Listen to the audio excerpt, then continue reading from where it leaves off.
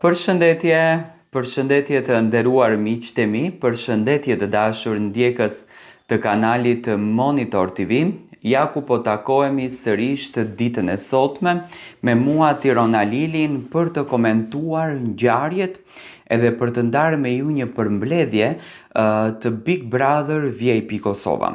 Sonte është prajmi i radhës. Në fakt ka qenë një javë e mbushur me shumë dinamika, ka qenë një javë e mbushur me shumë surpriza, ka qenë një javë e mbushur me shumë dashuri për banorët. Fillimisht njëherë sonte do të publikohen pamje që në fakt kanë argëtuar të gjithë publikun me ditëlindjen e Elionës.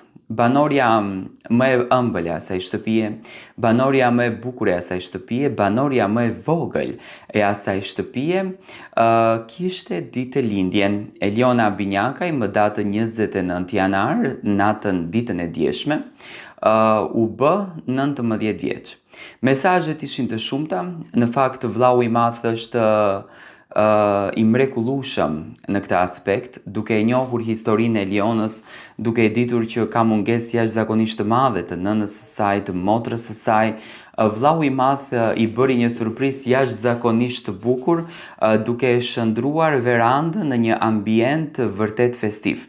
Në një ambient që të kënaqte shpirtin teksa po e shikoje, kur Eliona po buzëqeshte, kur Eliona po kremtonte dhe po festonte, po kënaqte në një farë mënyre veten e saj. Eliona ishte shumë falenderuese, sidomos edhe ndaj Londrimit edhe Klodianit, të cilët kishin përzgjedhur që t'i bëjnë këtë varse në dhuratë, një varse që brenda saj mbarte shumë histori, mbarte shumë të vërtet, mbarte shumë botë të bukur. Eliona e shijoi pafund, normalisht u prek qau, Klodi dhe Londrimi ishin afër saj. Domethënë pa marrë parasysh Eliona ka ndërtuar një emocion te Klodi. Unë mendoj që janë fjalët e Oltës që ja tha Klodit në prajmin e kaluar, që ti nuk je i Zoti, të thuash që po, unë e ndjej Elionën, unë kam përqim për Elionën, unë e kam xhan Elionën, sepse edhe mesazhi i motrës që ishte në fakt drejt Elionës ishte një mesazh pak i prerë dhe jo i bukur. Dhe ti nuk e ke fuqinë ta bësh këtë gjën, i tha Olta. Ndërsa derisa Klodi shkon në dhomën e rrëfimit, kërkon surprizë për Elionën, kërkon një befasi për Elionën, së bashku me Londrimin, unë mendoj që Klodi ka diçka më shumë, por nuk e ka guximin që ta thot, apo ndoshta e pret pjesën jashtë që të mos ta lëndon Elionën. Gjithsesi ishte një festë shumë e bukur, në fakt është një akt rreth çunave për t'u duar trokitur, sepse në ditët e veçanta ne do t'i bëjmë njerëzit në jetë të lumtur, dhe njerëzit në jetë bëhen të lumtur kur ato marrin gjëra të veçanta dhe të bukura. Dhe sinqerisht vllau i madh u tregua me Elionën shumë zemërgjër. Domethënë ishte një nga momentet më të bukura, pasi që fatkeqësisht kjo shtëpi këtë vit jo se ka momente shumë të bukura, ka më shumë drama, ka më shumë zënka, ka më shumë debate, por nuk ka emocione të këtilla që në fakt të përçojnë tek publiku një lloj ndjesie fantastike.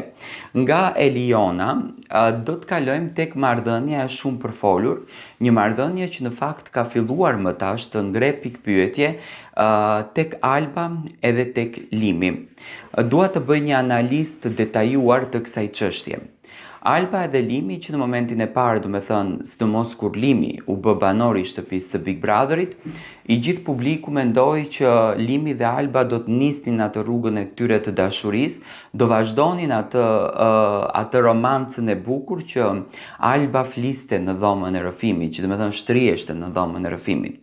Por siç duket Limi e gjeti më shumë qetësinë tek Dolçe, sepse Dolçe tregoi një lloj maturie, tregoi një lloj pozitiviteti, e jetonte momentin me Limin, kënaqeshte me Limin dhe u argëtua.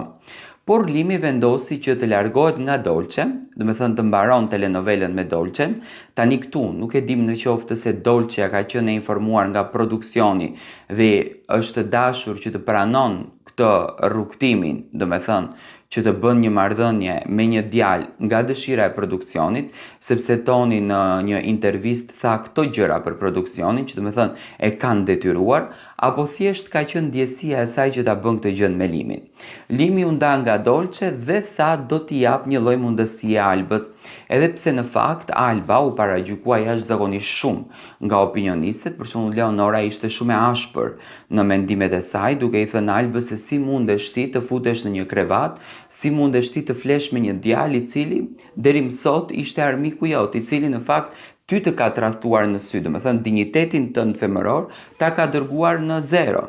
Përsëri Alba nuk e kishte fare problem, tha nuk më intereson, unë e dua Limin, Limi nuk ka bërë asnjë faj dhe në një farë mënyrë domethënë Alba i qartësoi gjërat, por siç duket, nuk janë gjërat ashtu siç janë.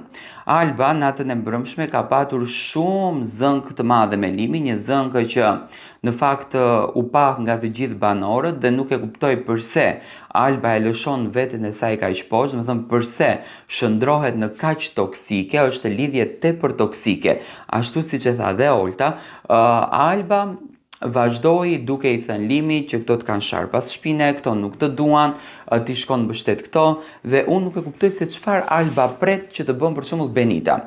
Tani Benitën unë e shoh që ka filluar të shkrihet në krah të Limit, sepse ndoshta e ka dhe strategji këtë gjë për ta lënduar Albën. Dhe nuk e kuptoj pse Alba pretendon që banorët e tjerë duheshka të flasin fjalë të mira për Limin nëse ajo flet fjalë të mira. Unë mendoj që banorët në atë shtëpi nuk kanë hyrë që t'ja rregullojnë situatën që Limi të fiton Big Brotherin. Ato kanë hyrë që të gjithë të fitojnë Big Brotherin. Dhe është më se normale që të flasin fjalë të këqija për Limin, është më se normale që të flasin pas shpine për Limin, është më se normale që ta denigrojnë Limin, sepse në fund të ditës Limi aty ka bërë veprime denigruese. Tani Limi doli kritësisht nga vetja duke edhe kërcënuar Albën, duke i shkuar në fytyrë që mos fol më, domethënë i jepte urdhëra Limi, gjë e cila në fakt është një moment i shëmtuar në martesat shqiptare kur meshkujt marrin përsipër atë forcën e madhe dhe ne do bëjmë si themi ne. Por gjithsesi, domethënë, në këtë mes Alba përsëri nuk ndaloi dhe në një moment Albës i shpëtoi goja duke thënë që unë dua të dal nga shtëpia e Big Brotherit, por produksioni nuk më lejon në asnjë mënyrë që të dal. Dhe këtu tregoi Alba që produksioni e mban me kastile Albën brenda në shtëpi, ndoshta për të bërë të gjitha këto skenare dhe për të bërë të gjitha këto dramat. Sonte në Big Brother do të sqarohet gjithçka mes Limit edhe Albës, nuk e di në fakt derisa do të shkojë kjo drama e madhe kështu mes Limit dhe Albës, sepse është tepër e neveritshme dhe është e sikletshme në fakt edhe për publikun për ta shikuar, por gjithsesi sonte do të jepen të gjitha detajet një nga raporti Limi edhe Alba. Dua të marr mendimin tuaj.